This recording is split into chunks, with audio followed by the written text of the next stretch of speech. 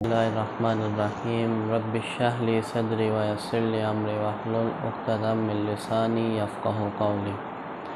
अम्मा बाद, खुदावंद आलम की तौफ़ीक़ से, खुदावंद आलम के फ़ज़ल से आज जिस मौज़ू के ऊपर हम गुफ्तगू करने लगे हैं वो इल्म फ़िक़्ह से मुतल्लिक़ है। हम आज की नशिस्त में जानने की कोशिश करेंगे कि इल्म फ़िक़्ह क्या है, इल्म फ़िक़्ह कौन से इल्म के साथ इसका ताल्लुक़ है और इस्लाम में इसकी क्या वैल्यू है। तो इस्लाम में इसको एक इम्तियाज़ हासिल है इस इल्म फ़िक़्ह को, और तरीक़ बताती है कि पुराने उलूम में से जो उलूम हैं उनमें से एक इल्म फ़िक़्ह है। और बहुत सारे इल्म इसलिए हासिल किए जा सकते हैं ताकि इल्म फ़िक़्ह को समझ सकें और समझा सकें। जैसे इल्म सर्फ़ है, इल्म नहू है, इल्म उसूल है, इल्म मंतिक़ है, इल्म रिजाल है, ये सब तमहीदी इल्म हैं। इन सब को सीखा जाता है ताकि इल्म फ़िक़्ह को सीखा जाए। इसको इस्तिलाह में ये जो इल्म सर्फ़, नहू, रिजाल, इल्म उसूल, इस सब को मुक़दमा कहा जाता है और इल्म फ़िक़्ह को ज़ीउल मुक़दमा कहा जाता है इस्तिलाह में। बस हम शुरू करते हैं कि इल्म फ़िक़्ह ग़ैबत के कुबरा के ज़माने से पहले ये लफ़्ज़ इस्तेमाल होता था फ़िक़्ह का गहरी नज़र, गहराई इल्म वाले को कहा जाता था, जिसकी फ़हम बहुत ज़्यादा उम्मीक हो, एक गहरी उसकी सोच हो, जिसके पास ये चीज़ होती थी और जो गहरी फ़िक्र के साथ इस्लामी असूलों के ऊपर, इस्लामी मारिफ़ के ऊपर, इस्लामी अहकाम के ऊपर नज़र रखता था, उसे फ़क़ीह कहते थे। ग़ैबत से पहले, ग़ैबत के बाद ये फ़िक़्ह को एक मुकम्मल इल्म का दर्जा मिला इल्म फ़िक़्ह को, तो ये बहुत ज़्यादा वसीतर है। और जैसे पहले तय पुराना और तमाम ज़मानों में इसको बड़े वसी पैमाने के ऊपर बढ़ाया गया, चढ़ाया गया कि लोग इसके बारे में सवाल करते थे फ़िक़्ह के बारे में। इसीलिए बहुत ज़्यादा इस्लामी दौरे में, इस्लामी ममालिक में, इस्लामी दुनिया में बहुत सारे फ़ुक़हा गुज़रे हैं। ये फ़ुक़हा कोई मामूली हस्तियाँ नहीं होती, ये फ़ुक़हा खुदावंद आलम की ख़ास फ़ज़ल से बनते हैं। और बहुत सी किताबें लिखी गई हैं और ऐसी किताबें भी लिखी हैं फ़ुक़हा ने कि जिसकी कीमत कोई नहीं, बेनज़ीर हैं मसाइल। आज की दुनिया में अगर हम देखें इल्म फ़िक़्ह के दायरे में कौन कौन सी चीज़ें आती हैं, तो जितने भी कानून हैं, हवा वो कानून शहरी हों, आइली हकूक़ हों, बुनियादी कानून हों, या सियासी कानून हों, या सज़ा के कानून हों, ये सब इल्म फ़िक़्ह के अंदर मुख्तलिफ़ नाम से बिखरे हुए हैं। और जो इसके अलावा जो इबादात के मिसाइल हैं वो सारे भी इसी के अंदर आते हैं, जैसे नमाज, रोज़ा, हज, ज़कात के ये इबादत कौन कौन सी हैं और किस तरह से इन अमाल को अंजाम दिया जाए। मुख्तलिफ़ इसकी फ़ैकल्टीज़ हैं, मुख्तलिफ़ शाखें हैं। अच्छा जी, अब देखते हैं कुरान और हदीस में लफ्ज़ फ़िक़्ह का इस्तेमाल हुआ है या नहीं हुआ।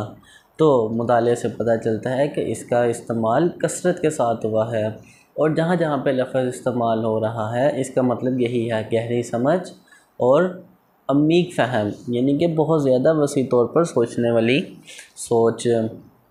जैसे कुरान पाक की सूरह तौबा में अल्लाह पाक इरशाद फरमाते हैं, वमा कानल मुमिनूना लियुंफ़िरू काफ़्फ़ा फ़लौला नफ़रा मिन कुल्लि फ़िरक़तिन मिनहुम ताइफ़तुन लियतफ़क़्क़हू फ़िद्दीन व लियुनज़िरू क़ौमहुम इज़ा रजऊ इलैहिम लअल्लहुम यहज़रून, कि हर ग्रोह में से कुछ लोग क्यों नहीं निकलते कि वो खुदा के दीन के बारे में बसीरत हासिल करें, खुदा के दीन को समझें और फिर वापस अपनी कौम की तरफ आएँ और उन्हें डराएं, ख़तरात से आगाह करें कि अगर ये अमल ना किया तो क्या होगा, ये इस तरह से, और फिर वो शायद ये कौम या उनकी कौम परहेज़गार हो जाए। और फिर रसूल अकरम सल्लल्लाहु अलैहि वसल्लम की हदीस भी मैं बाद में बयान करता हूँ, यानी कि हर ग्रोह नहीं निकल सकता, ग्रोह में से یعنی کہ علاقے میں سے، ملک میں سے، شہر میں سے کچھ لوگ نکلیں اور علم حاصل کریں، دین کے بارے میں فکر پیدا کریں۔ یہ بھی کیا مطلب اس کا ہے کہ یہ فقہ حاصل کریں اور پھر واپس آئیں اور اپنی قوم کو ڈرائیں خداوند عالم کے عذاب سے، خداوند عالم کے اجر سے، سزا سے، اور پھر اس کے بعد تاکہ وہ قوم شاید متقی ہو جائیں۔ یعنی کہ محض مقصد انسان کا تقویٰ ہے، یہ تقویٰ کے لیے سارا کچھ ہے۔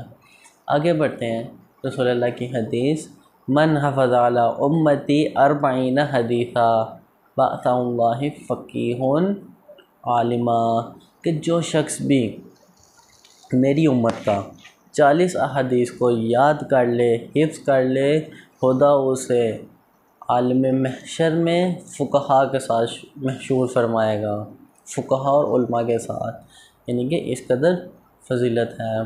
آگے بڑھتے ہیں کہ یہ صحابہ کے بارے میں تو اتنا نہیں ملتا، لیکن جو تابعین تھے جنہوں نے رسول اللہ کے ساتھ زندگی نہیں گزاری، ان لوگوں کا بہت زیادہ شوق ہوتا تھا کہ وہ احادیث کو جانیں، رسول اللہ کے قول کو جانیں۔ جو تابعین ہیں، یہاں تک کہ 7 تابعین مشہور تھے، فقہائے 7 جنہیں کہا جاتا ہے، جو امام زین العابدین کی وفات کے سال میں کافی سارے جو ہیں ان کا انتقال ہو گیا، اور اس کو سنۃ الفقہا اس سال کو کہا گیا کہ یہ فقہا کے اسی زمانے کے اندر۔ تو کئی فقہا تھے، ان میں سے چند ایک نام جو آتے ہیں سامنے، سعید بن مصعب، عروہ بن زبیر، اور مدینہ منورہ میں سعید بن جبیر، اور اسی طرح سے دوسرے فقہا، یعنی کہ 7 فقہا کے اسی سال میں وفات پاتے ہیں، اور اسے پھر سنۃ الفقہا کہا گیا۔ اس کے بعد ہر زمانے کے اندر فقیہ موجود تھے کہ ائمہ علیہم السلام اپنے اصحاب میں سے بھی کسی کو ان کے لقب دیا فقیہ کا، اور حکم دیا کہ تفقہو، فکر کرو اسلامی احکامات میں، اور امام کے کئی سارے شاگرد بھی تھے۔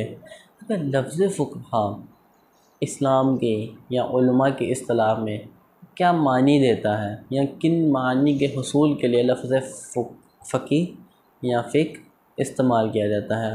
قرآن سنت کی اصطلاح میں فقہ سے مراد یہ ہے کہ اسلامی احکام و معارف کا وسیع علم، اور اس علم کو جو اسلامی احکامات اور معارف ہیں، اس علم کو گہرائی کے ساتھ حاصل کرنا، گہرائی کے ساتھ جاننا، یہ کسی خاص شعبے کے ساتھ نہیں ہوتا بلکہ گہرائی کے ساتھ رفتہ رفتہ یہ علماء کی اصطلاح میں لفظ فقہ احکام سے محسوس ہو گیا۔ خوب، اب علماء اسلام اسلامی تعلیمات کو 3 حصوں میں تقسیم کرتے ہیں، بڑے غور سے سننے والی بات ہے۔ 3 حصوں میں، پہلا معارف اور اعتقادات، یعنی کہ عقائد سے متعلق علوم ہے یا تعلیمات ہیں اسلام کی، پھر اس کے بعد اخلاقیات و تربیتی مسائل، یعنی کہ نفسیاتی اور روحی مسائل، اور عملی احکامات اور عملی احکام و مسائل۔ تو علم فقہ یہ تیسرے والے کے اندر آتا ہے۔ اب ہم تھوڑا سا دیکھیں کہ جو معارف اور اعتقادی علم ہیں ان میں کون سے علم آتے ہیں۔ وہ علم جو قلب و دل، عقل اور فکر کے ذریعے سے حاصل کیے جاتے ہیں، جیسے کہ توحید، عدل، نبوت، امامت، قیامت، یہ سب علوم اور ان سب مسائل سے مربوط یہ تعلیمات ہیں۔ اس کے بعد اخلاقیات و تربیتی جو علوم ہیں، یہ جو مسائل ہیں، ان کا تعلق روح اور نفس کے ساتھ ہے، نفسانی خصلتوں کا لحاظ کیا جاتا ہے اس کے اندر، جیسے تقویٰ، سخاوت، بزدلی، صبر، رضا، تسلیم، شجاعت، یہ سب کچھ۔ پھر اس کے بعد عملی احکام و مسائل، اس کے اندر ہمارے اعمال آتے ہیں، ہماری عبادات آتی ہیں، ہمارے عمل جو بھی ہیں، یہ مخصوص نہیں ہے صرف عبادات کے ساتھ۔ پھر اسلامی فقہا نے انہی علم فقہ کو یہ تیسرے والے کے اندر رکھا ہے، جس میں ہم جانتے ہیں کہ ہمارے اوپر کون کون سے عمل واجب ہیں، کون کون سے احرام ہیں، کون کون سے مکروہ ہیں، کون کون سے مستحب ہیں، اور ان کو کس طرح سے انجام دینا ہے۔ تو جو اس شعبے کے اندر مہارت حاصل کر لیتے ہیں انہیں فقہا کہا جاتا ہے۔ خوب، اب خلاصے کی جانب بڑھتے ہیں۔ اگر کسی کا کوئی سوال ہو تو وہ کر سکتا ہے۔ علم فقہ کے اوپر برا اثر کرنے والے کو کیا کہتے ہیں؟ فقیہ یا فقہا۔ پھر فقہ انسانی زندگی کے تمام پہلو کے اوپر، تمام یعنی کہ زندگی کے جتنے بھی امور ہیں، جتنے بھی مسائل ہیں، عملی مسائل ہیں، ان کے اوپر یہ علم فقہ جو ہے اس کو عبوریت حاصل ہے۔ اب وہ قانون کے مسائل ہوں یا عبادات کے مسائل ہوں۔ پھر لفظ فقہ قرآن میں بھی آیا، احادیث میں بھی آیا۔ قرآن مجید میں سورہ توبہ میں آیا اور احادیث میں، لیکن مختلف جگہ پہ آئی ہے، صرف ہم نے ایک شاہد مثال لیا۔ اور حدیث میں رسول اکرم صلی اللہ علیہ وسلم نے فرمایا میری امت میں سے جو شخص 40 احادیث کو یاد کرتا ہے اللہ پاک اسے فقہا اور علماء کے ساتھ محشور فرمائے گا۔ خوب اسی طرح سے تابعین میں فقہا، 7 فقہا، 7 فقہا جو ہیں وہ ایک سال وفات پائی، ایک ہی سال میں، اس کو سنۃ الفقہا بھی کہا جاتا ہے۔ سال کو اسی سال میں ہی امام زین العابدین علیہ السلام نے بھی وفات پائی۔ اس کے بعد ائمہ طاہرین اپنے اصحاب کو، یعنی کہ یہ نہیں کہا جا سکتا کہ صرف معصوم ہی فقیہ ہو سکتا ہے، نہ بلکہ ائمہ اپنے اصحاب کو فقہ کرتے تھے، لقب دیا کرتے تھے اور تفقہ کا حکم بھی دیتے تھے کہ وہ فکر کریں۔ اس کے بعد اسلام سے پہلے، جن کے غیبت کبریٰ سے پہلے، لفظ فقہ کا معنی یہ لیا جاتا تھا کہ گہری سوچ، گہری سمجھ۔ تو ائمہ علیہ السلام اس بات کا حکم دیا کرتے تھے اپنے اصحاب کو کہ وہ گہری سوچ کے ساتھ دینی معاملات کو، دینی مسائل کو، اسلامی احکامات کو سمجھیں، سیکھیں۔ پھر اسلامی تعلیمات کو 3 بنیادی حصوں میں تقسیم کیا گیا ہے۔ اول، جن کا تعلق معارف اور اعتقاد کے ساتھ ہے، جیسے کہ توحید، عدل، نبوت، امامت، قیامت، اصول دین۔ اس کے بعد دوسرا، وہ جس کا تعلق اخلاقیات اور تربیتی مسائل کے ساتھ ہے، جیسے تقوی، شجاعت، صبر، استقامت، ان کے ساتھ ہے، جن کا تعلق قلب اور دل کے ساتھ ہے۔ اور آخر میں تیسرا، عملی احکام، وہ احکام جن کا تعلق عمل کے ساتھ ہے، جیسے نماز، روزہ، حج، زکوٰۃ، یہ عمل کس طرح بجا لائیں۔ اس کے اندر مہارت حاصل کرنے والے کو فقہا کہا کرتے ہیں، فقہا کے نام سے مشہور ہیں۔ خداوند عالم موجودہ علماء فقہا، آیت اللہ خامنائی، آیت اللہ سید سستانی، آیت اللہ مکارم شرازی، آیت اللہ جواد عاملی اور حافظ بشیر صاحب، اور جو بھی فقہا ہیں ان کو صحت و سلامتی والی زندگی عطا فرما۔ ہمارے سروں پر ان علماء حق کا کیا سایہ قائم و دائم رہا۔ جو ہدایت کے راستے سے گر چکے ہیں، ہٹ چکے ہیں، انہیں ہدایت عطا فرما۔ اے اللہ، تیرے علاوہ کوئی نہیں جو ہمارے گناہ معاف فرمائے گا۔